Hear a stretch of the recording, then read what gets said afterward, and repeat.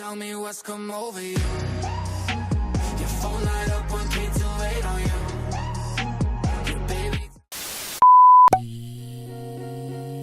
Yo tout le monde, c'est Colbo et aujourd'hui on se retrouve pour une nouvelle vidéo les bros sur Neo Studio où je vais analyser et donner mon avis sur le deuxième épisode de la saison 6 de The Hundred. Alors tout d'abord les bros, on va commencer par un petit résumé de l'épisode 2. Après qu'Emori ait voulu tuer Murphy, tous les personnages se sont donc attachés pour éviter qu'elle ne s'entretuent. Mais rapidement, Jackson, Miller et Echo sombrent dans la folie. Pendant ce temps-là, Murphy s'est échappé avec des armes et a tenté de garder à distance Bellamy et Clark qui commençaient à devenir fous. Clark était à deux doigts de se suicider lorsque Murphy est venu la sauver. Ensuite, Bellamy, complètement taré, a essayé de tuer Murphy en le noyant, mais heureusement, Clark est arrivé et a réussi à neutraliser Bellamy. Pendant ce temps, dans le vaisseau en orbite, Octavia s'est fait péter la gueule par les survivants. Les 4 personnes ayant volé le vaisseau se sont introduites dans le vaisseau, donc encore en orbite. Raven a décidé de réveiller Diyoza pour pouvoir sauver tout le monde. Maddie a fait son retour en aidant Raven et Diyoza à neutraliser les étrangers. Ensuite, le groupe a rejoint Clark et compagnie sur la planète. En suivant les traces de Clark, Raven a découvert que Shaw était mort, et lorsque les survivants sont arrivés auprès de Clark, Bellamy et Murphy, ils les ont réveillés et ont découvert que Murphy était inconscient. Il a un pouls très faible et a ses veines qui sont de couleur noire. Pour finir, plein d'enfants sont arrivés dans le village, tout joyeux.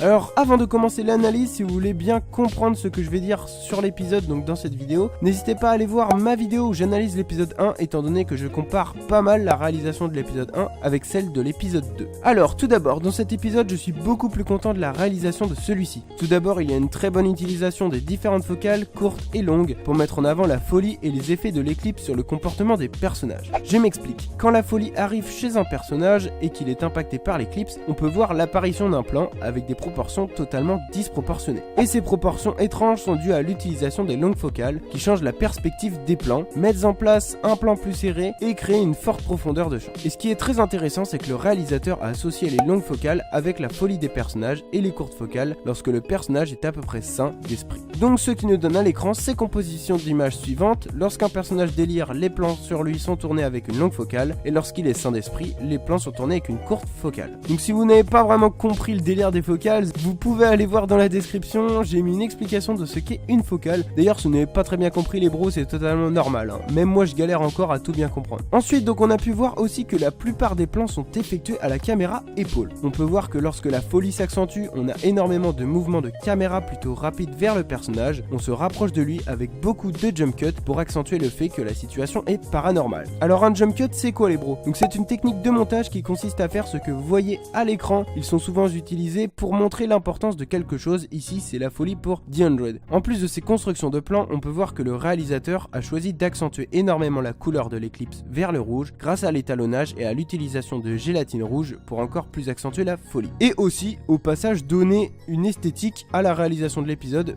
du coup une esthétique à l'épisode. Maintenant passons à autre chose, parlons du personnage d'Octavia qui est devenu selon moi totalement insupportable. Son évolution au fil des saisons était très intéressante, mais là je trouve que ça part trop loin. Octavia est devenue complètement inhumaine, en désaccord avec tout le monde, elle n'a Dieu que pour ses convictions et un tout petit peu pour son frère. Elle cherche le conflit avec tout le monde en boucle. Le problème majeur selon moi dans l'écriture de son personnage, c'est que les scénaristes l'ont déshumanisé, et même s'ils veulent créer un antagoniste, on doit toujours retrouver une part d'humanité dans un personnage pour pouvoir un minimum s'identifier à lui. Et là, on n'a plus aucune affection pour Octavia alors que son évolution était censée lui permettre d'être en quelque sorte un antagoniste, mais pour qui on aurait encore de l'empathie. Et malheureusement, les scénaristes ont détruit le peu d'humanité qui lui restait. La seule humanité qu'elle a encore, c'est qu'elle aime toujours son frère et qu'elle cherche à le retrouver, mais c'est bien la seule chose qui colle encore avec son personnage, et encore. Donc je sais que ça va déplaire à pas mal de gens, donc ce que je viens de dire sur Octavia, mais en vrai, il faut voir les choses en face et c'est la vérité. Son personnage, moi, c'était vraiment un de mes personnages préférés avant dans la série. Là maintenant, je trouve qu'ils l'ont un peu détruit. Déjà, saison 5, bon,